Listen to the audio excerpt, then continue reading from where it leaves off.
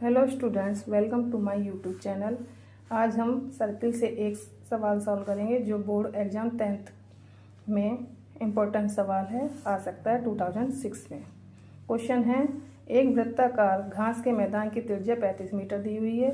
उसके चारों ओर मार्ग जो बना हुआ है उसकी चौड़ाई है 7 मीटर। अब मार्ग का क्षेत्रफल ज्ञात कीजिए। और साथ में ये भी दिया हुआ है कि मार्ग के क्षेत्रफल के साथ साथ उस पर टाइल लगवाई जाए 5 रुपये प्रति वर्ग मीटर के हिसाब से, तो उसका व्यय भी ज्ञात कीजिए।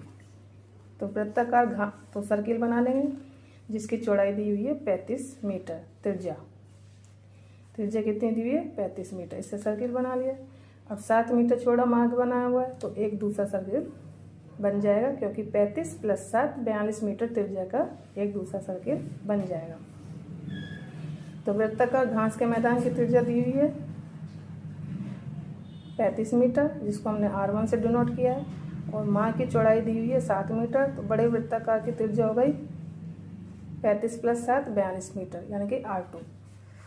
अब क्षेत्रफल निकाल लेंगे, πr1², क्योंकि वृत्ताकार भाग का क्षेत्रफल का सूत्र क्या होता है? πr²। तो R1 दिया तो 22/7, 35 × 35, 7 से काटा 5 बार, 22 × 5 = 110 × 35, यानी कि 3850 वर्ग मीटर।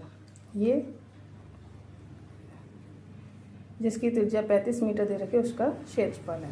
अब मार्ग सहित दूसरे वृत्ताकार भाग का क्षेत्रफल πr2, तो 22/7, 42 × 42, क्योंकि 35 + 7 42।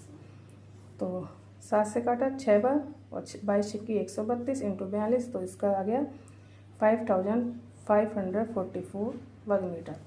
अब मार्ग का क्षेत्रफल बड़े वृत्ताकार भाग में से छोटे वृत्त को घटा देते हैं। मार्ग का क्षेत्रफल आ जाएगा 1694 वर्ग मीटर।